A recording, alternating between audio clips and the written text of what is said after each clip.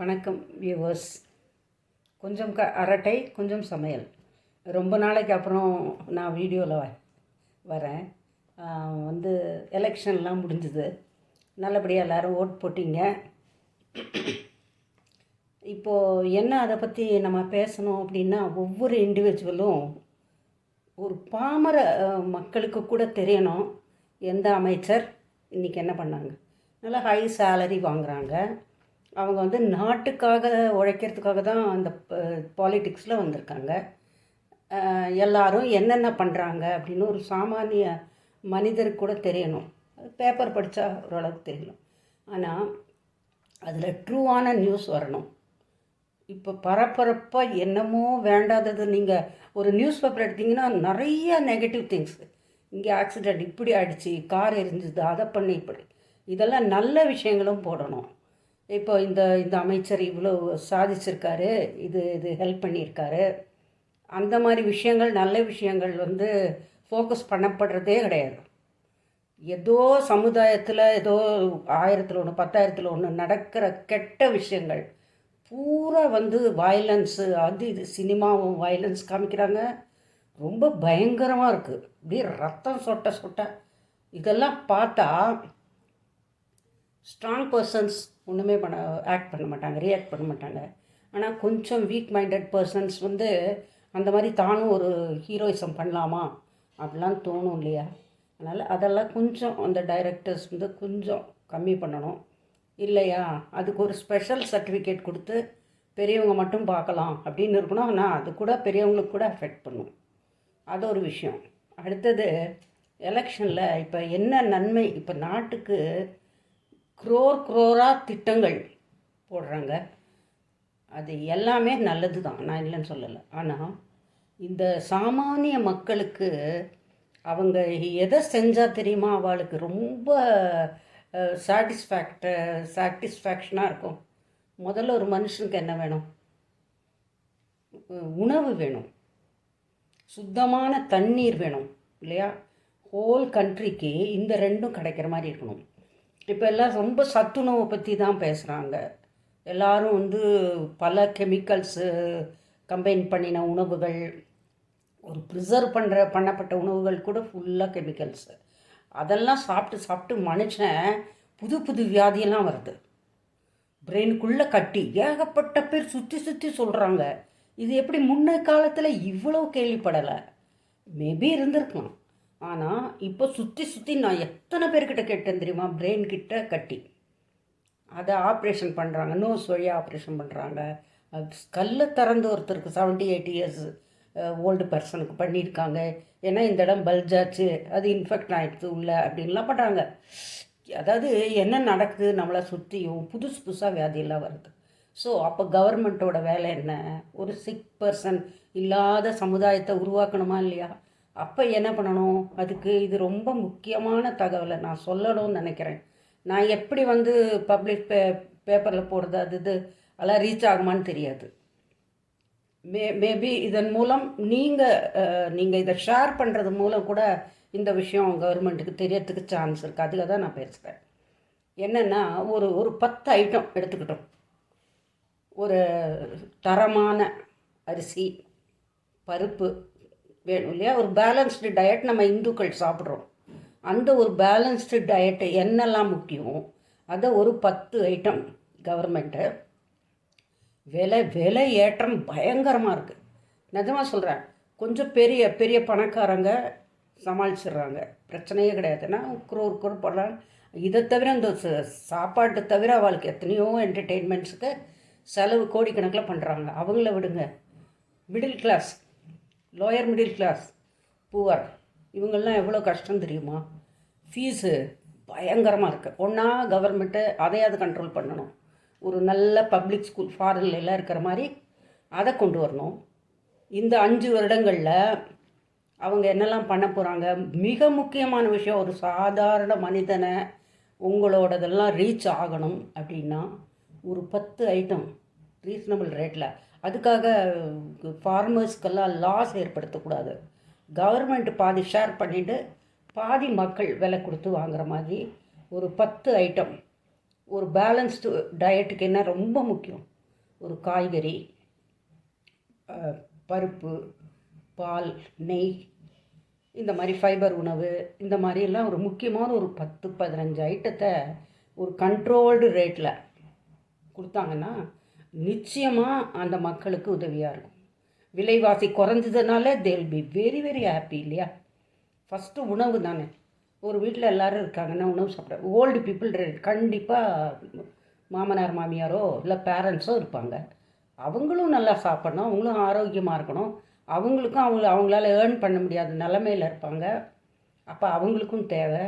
சரி, குழந்தைங்களே இல்லாத ஒரு பெரியவங்க வயதானவர்கள் அவளால் வேலைக்கு போய் சம்பாதிக்க முடியாதவங்க இருந்தால் ஒரு ரீசனபிள் ரேட்டில் போட்டால் தானே அவளும் வாங்கி சாப்பிட முடியும். இவ்வளோ விலைவாசி ஏறித்துன்னா எப்படி முடியும்? தலை சுற்றுறது பயங்கரமாக. எனக்கு என்னென்னா என்னால் கூட அஃபோர்ட் பண்ண முடியும். ஆனால் நினச்சி பார்க்குறேன், இந்த பிளாட்ஃபார்மில் இருக்கிறவங்களாம் என்ன சாப்பிடுவாங்க? ஒரு சுகாதாரம் இல்லாத உணவை சாப்பிட்டுட்டு கூலீஸு இந்த இப்போ ஒரு 15,000 20,000 சம்பாதிக்கிறனாலாம் கூட புவர் இதில் தான் சேர்க்க வேண்டியிருக்கும் நிலமை. அதனால் தயவுசெய்து இந்த கவர்மெண்ட் வந்து ஷேர் பண்ணி இது பண்ணுங்கள், எல்லாருக்கும் ஷேர் பண்ணுங்கள். இந்த கவர்மெண்ட்டு ஒரு 10-15 ஐட்டம் ரொம்ப ரீசனபிள் ரேட்டில் போட்டு மக்களை வாழ வைக்கணும். ஒவ்வொன்றா அவங்களோட முக்கியமான தேவைகளை நீங்கள் அதை சரிப்படுத்திட்டு வந்தீங்கன்னா மட்டும்தான் எத்தனை வருடங்கள் வேணால் ஆட்சி புரியலாம்.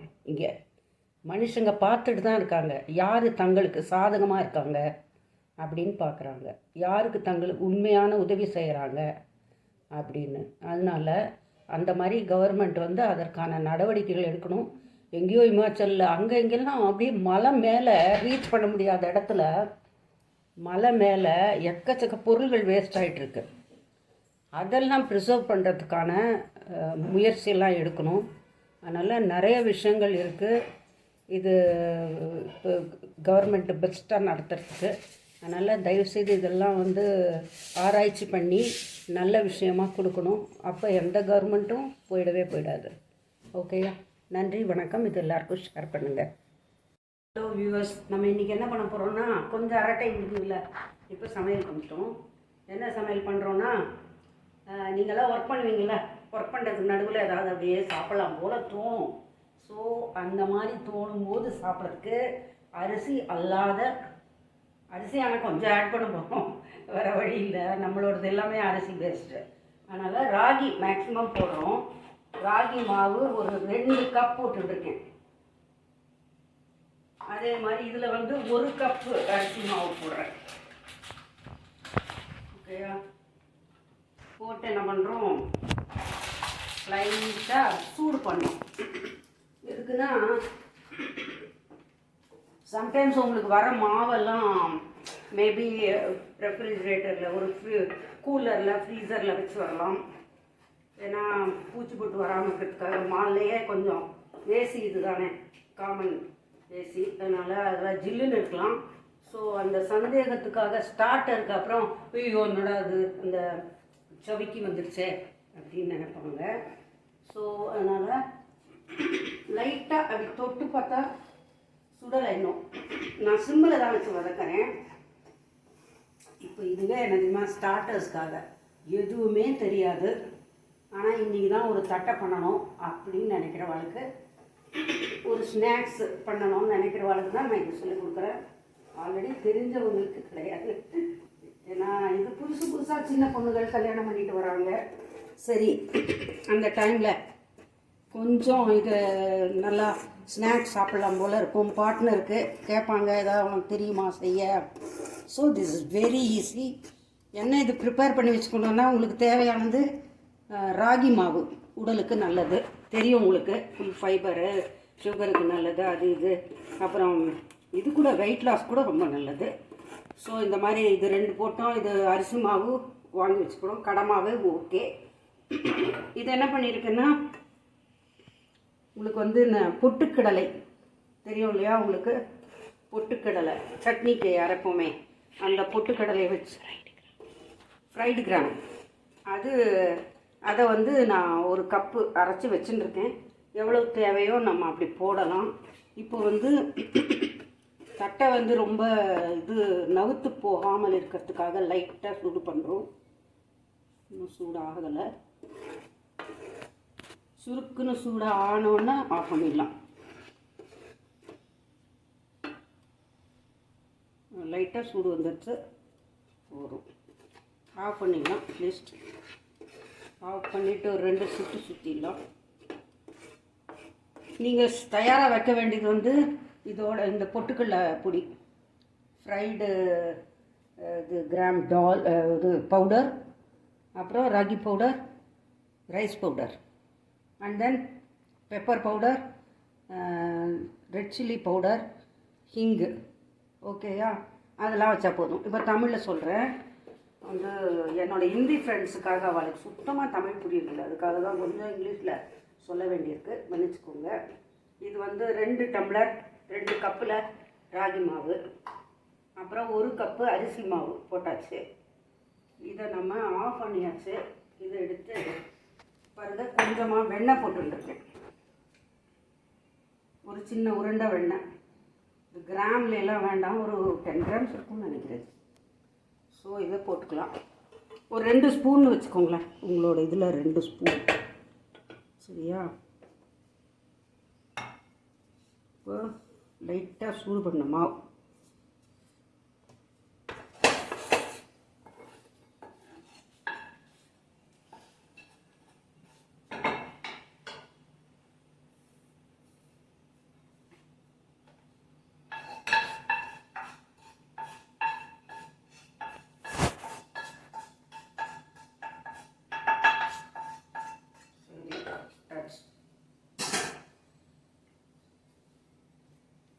இது நம்ம 2 + 1 3 கப்ஸ் போட்டிருக்கோம். இப்போ ஒரு கப்புக்கு நீங்கள் ஒரு கால்வாசி தான் பொட்டுக்கடலை பொடி. ஸோ நம்ம 3 கப்ஸ் போட்டிருக்கோம். ஸோ அரை போடலாம். பிட்வீன் அரைலேருந்து ஒரு 3/4 வரைக்கும் போட்டுக்கலாம். கரகரான்னு இருக்கிறதுக்காக தான் போட்டுக்கலாம். இது ரொம்ப ஜாஸ்தி போட்டோன்னா 1 கப் போட்டிங்கன்னா எண்ணெயை குடிக்கும் கொஞ்சம். ஸோ அப்படியும் கூடாது இல்லையா? அதனால் இப்போ இது போட்டாச்சு. அடியில் வெண்ணெய் இருக்குது.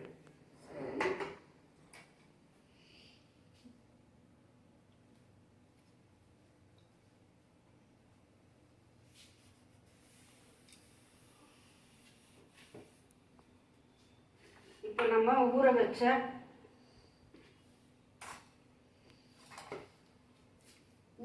கடலை பருப்பு இருக்குது. நீங்கள் ராகி மாவெல்லாம் என்ன பண்ணுங்கன்னா, நல்ல அதை வந்து அலம்பணும். நான் பயங்கர டஸ்ட் இருக்கும். அதனால் பேக்கெட்டில் 1 கிலோ அந்த மாதிரி வாங்கி நல்லா அலம்பி வெயிலில் காய வச்சுட்டு அப்புறம் மிஷினில் கொடுத்து அரைச்சிக்கோங்க. ஓகேயா? இது வந்து கொஞ்சமாக ஒரு 2 ஸ்பூன் கடலைப்பருப்பு ஊற வச்சது. கடலைப்பருப்பு ஒரு அரை மணி நேரம் ஊற வச்ச போதும். அதை நல்லா வாஷ் பண்ணிவிட்டு, எல்லாம் நம்ம சாப்பிடுறது பண்ணுறது பெருசு கிடையாது, அது எப்படி க்ளீனாக பண்ணுறோம் அப்படிங்கிறது ரொம்ப முக்கியம். ஏன்னா அந்த இதெல்லாம் அப்படி இப்படியே போட்டு அரைச்சிடுவாங்க டஸ்ட்டோடையே. அந்த மாதிரி இல்லாமல் நீங்கள் வாங்கி வீட்டில் ப்ரிப்பேர் பண்ணுங்கள், ரொம்ப நல்லது. இது வந்து பெருங்காயம், ஆக்சுவலாக கட்டி பெருங்காயம் தண்ணியை கொஞ்சம் ஊற வச்சு போட்டால் ரொம்ப நல்லது. ஆனால் நான் இன்றைக்கி இது தான் போடுறேன். ஓகேயா? இப்போ வேணுங்கிற சால்ட்டு. இப்போ இவ்வளோ 3 டம்ளர் இதுக்கு எனக்கு கையளத்தி தான் எங்களுக்கெல்லாம் பழக்கம். ஸோ இது வந்து ஒரு இந்த ஸ்பூனில் ஒரு 4 ஸ்பூன் கப் போட்டால் கரெக்டாக இருக்கும். ஓகேயா? இப்போ நீங்கள் இந்த வத்த மிளகா இருக்கு இல்லையா, அதை அப்படி இடித்து ஃப்ளாக்ஸ் போடுறதுனால சரி. ஸோ இந்த மாதிரி வாயில் சாப்பிட வேண்டாம். இந்த மாதிரி இது கூட ஃப்ளாக்ஸ் மாதிரி தான் இருக்குது. இது பாருங்க, 2 குட்டி ஸ்பூன் போடுறேன். கொஞ்சம் உப்பு காரமாக நிறைய பேருக்கு தேவைப்படும். ஸோ அதனால் போடுறேன். கொஞ்சோண்டு அந்த வாசனை வந்து மிளகு வாசனை வந்தால் கூட நல்லா தான் இருக்கும். அதனால் மிளகு தூள். ஏன் இவ்வளோ போடுறோம் தெரியுமா? அந்த ராகி மாவு வந்து கொஞ்சம் ஒரு மாதிரி சப்புன்னு இருக்கும், அது பெரிய டேஸ்ட்லாம் இருக்காது. ஸோ கொஞ்சம் உப்பு காரம் போட்டால் தான் டேஸ்ட் நல்லாயிருக்கும்.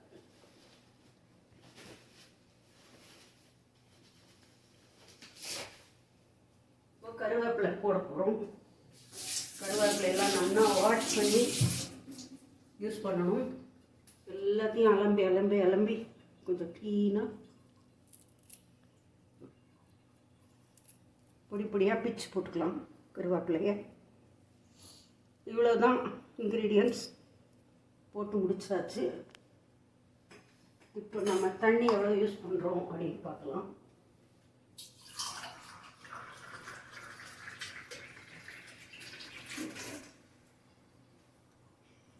இந்த கப்பு அளந்த கப்புலேயே வச்சுக்கலாம். எவ்வளோ தேவைப்படுதுன்னு பார்க்கலாம். 3 கப்புக்கு இப்போ இதெல்லாம் முதல்ல நல்லா இது பண்ணிக்கலாம். சால்ட்டு அது இது எல்லாத்தையும் நல்லா வெண்ணெய் எல்லாத்தையும் நல்லா கலக்கிக்கணும். முதல்ல ரொம்ப ஈஸி தான். ஒரு சண்டே அன்னைக்கு நீங்கள் சாப்பிட்றதுக்கு முன்னால் இந்த ஒரு 10:30 11 இருக்கு இல்லையா, அந்த டைமில் நீங்கள் ஒரு பிரேக்ஃபாஸ்ட் சாப்பிட்டுட்டு இதை ஆரம்பிச்சிங்கன்னா ஒரு 15-20 நாளைக்கு பண்ணி வச்சிடலாம். ஒன்றுமே ஆகாது, கெடாது. ஹெல்த்தி ஸ்நாக்ஸு ஹோம்மேடு அப்படின்னா அதுக்கு ஒரு ஸ்பெஷாலிட்டி இருக்கு இல்லையா. உங்களுக்கும் உங்கள் சுற்றி இருக்கிறவங்களும் ரொம்ப சந்தோஷமாக சாப்பிடுவாங்க.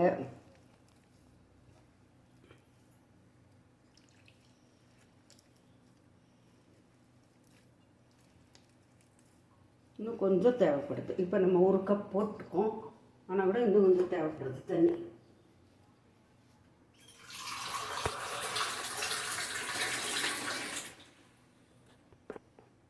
இன்னும் 1/2 டம்ளர் தண்ணி தேவைப்படும்னு நினைக்கிறேன்.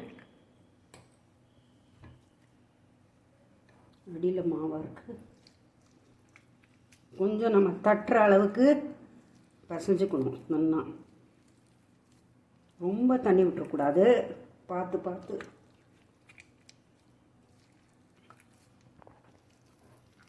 கொஞ்சம் ஊற தண்ணி குடிச்சுக்கோம். வேற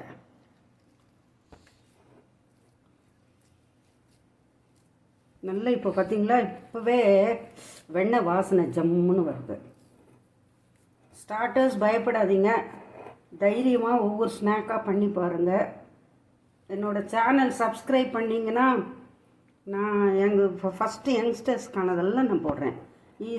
ஈஸி புலாவ் போட்டிருக்கேன் நிறையா. போன தடவை மேங்கோ ஐஸ்கிரீம் போட்டிருக்கேன். நிறைய விஷயம் போட்டிருக்கேன். ஈஸியாக ஒரு பஜ்ஜி ஸ்நாக் போட்டிருக்கேன்.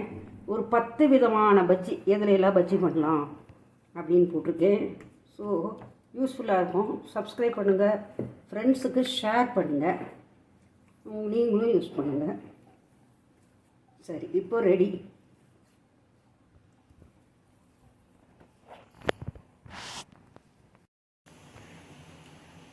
எந்த பட்சணம் பண்ணுறதுக்கு முன்னாலையும் பிள்ளையாருக்கு ஒரு குட்டியாக வைக்கிறது வழக்கம். ஓகேயா?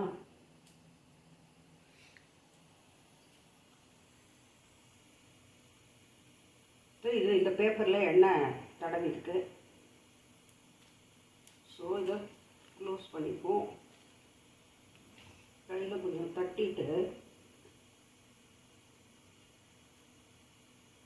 ஏதாவது ஒரு ரவுண்டோ ஸ்கொயரோ போட்டு, இன்னும் கொஞ்சம் காரம் வேண்டியிருந்தது வாயில் போட்டு பார்த்த போது, அதனால் இன்னும் 1 ஸ்பூன் காரம் போட்டோம். ஓகேயா? இது நல்லா இது பண்ணி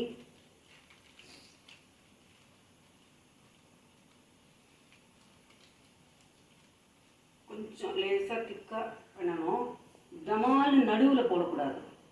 ஸ்டார்டர்ஸ்க்கு கேர்ஃபுல்லாக இது பண்ணுறது, இப்படி ஓரமாக விடணும். சரியா? கையில் படுற மாதிரிலாம் பண்ணிக்கக்கூடாது, கேர்ஃபுல்லாக இருக்கணும்.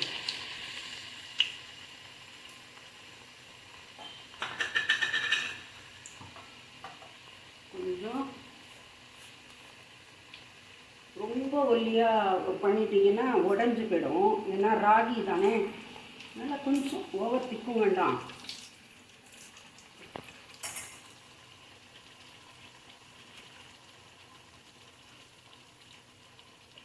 ப்ரெஸ் ஷேப் சூப்பராக வந்துருக்கு. ஓரளவுக்கு திக்காக இருந்தால் கூட தப்பு கிடையாது. விடும்போது பார்த்தீங்களா இப்படி கேர்ஃபுல்லாக ஓரமாக விடணும். அப்போ இந்த மாதிரி கையில் தெளிச்சுது அப்படிங்கிற பிரச்சனை எல்லாம் இருக்காது. நம்ம பண்ணுறது கேர்ஃபுல்லாக பண்ணணும் சமையல். அப்புறம் ஒரு நாள் சமைச்சிட்டு எதாவது பண்ணிட்டு படுத்துடக்கூடாது. எவ்ரிடே நம்மளோட நீடு தேவை நம்மளோட ஃபேமிலிக்கு. ஸோ லேடிஸ் தான் பயங்கரமான பவர்ஃபுல் பர்சனாக இருக்கணும் வீட்டில். அப்போ தான் எல்லாமே பர்ஃபெக்டாக நடக்கும். லேடிஸுக்கு ரொம்ப முக்கியத்துவம் இருக்குது. பார்த்தீங்களா? இந்த அளவுக்கு பொன்னரமாக எடுத்தால் போதும். ரொம்ப கருக்க விடக்கூடாது. ஒரு ஹோல் கூட போடலாம். அப்போ இன்னும் கொஞ்சம் கூட கரகரன்னு ஆகும். ஓகே, பல்ஜாகாமல் ஒரு சின்ன குச்சி வச்சுருந்து ஹோல் போட்டுக்கலாம்.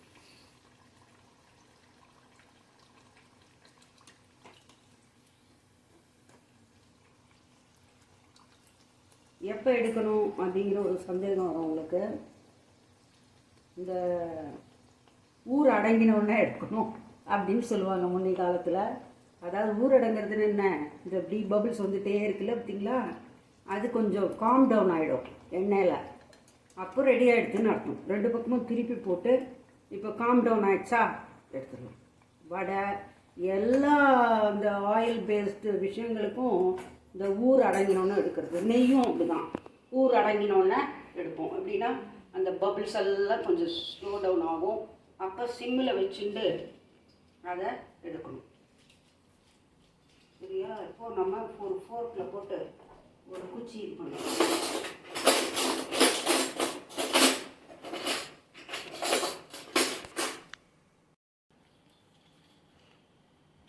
இப்போ ஒரு ப்ரெஸ் பண்ணுறோம்.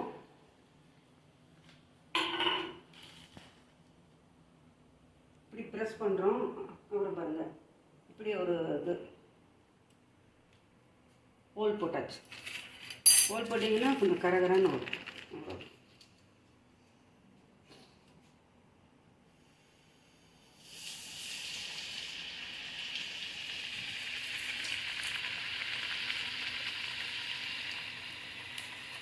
இப்போ கையில் கூட இப்படி தட்டலாம்.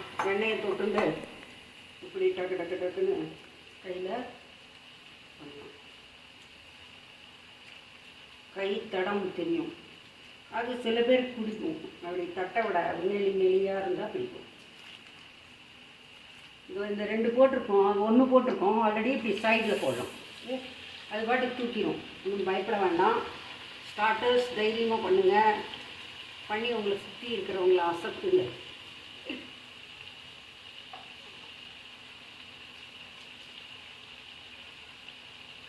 எப்போவுமே வீட்டில் நம்ம ஒன்று பண்ணினா அது ஒரு ப்ரைடு தான்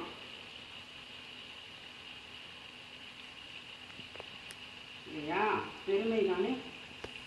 நம்ம எல்லாம் கற்றுண்டு அஷ்டாவதானியாக இருக்கிறது நல்லது தானே.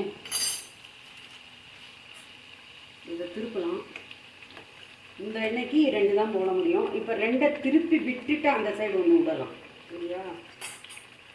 இப்போ பாருங்கள், அந்த சைடு இடம் இருக்கா ஃப்ரீயா? அப்படி ஒன்று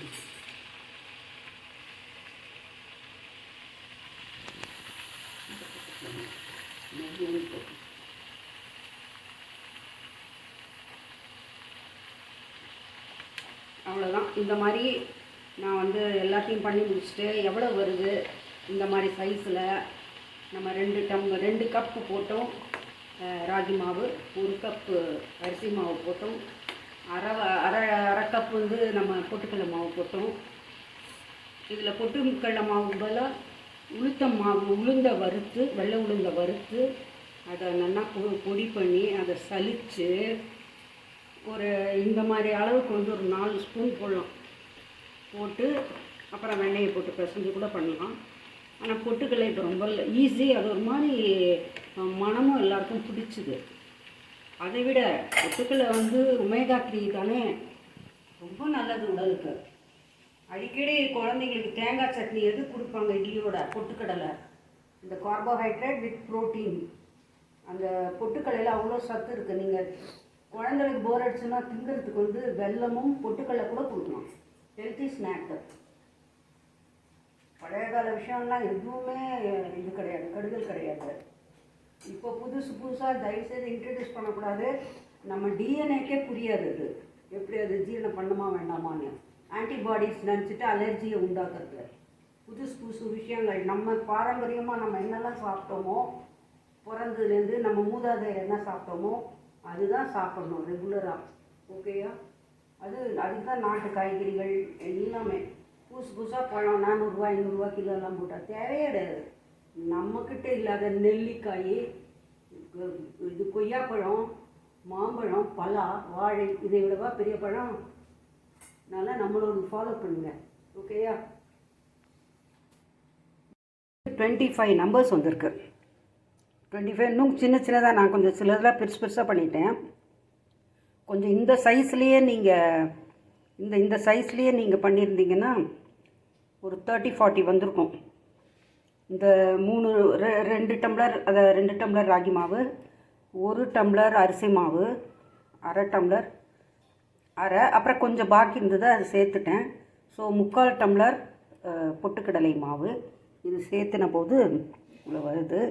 இது ஒரு ஸ்வீட்டு பர்ஃபி. நீங்களும் இந்த மாதிரிலாம், இது ரொம்ப ஈஸி ரெசிபி தான். இதை பார்த்து நீங்கள் பண்ணி ஷேர் பண்ணுங்கள். இந்த ராகி தட்டை வடை ஓகே, ரொம்ப டேஸ்ட்டாக இருக்கும். அதனால் உடலுக்கு நல்லது ராகி இல்லையா, குண்டு போடாது. கொஞ்சம் இது டயட் பர்சன்ஸ் கூட ஒன்று சாப்பிட்லாம், தப்பு கிடையாது. ஓகே, ஷேர் பண்ணுங்கள், சப்ஸ்கிரைப் பண்ணுங்கள். Thank you so much.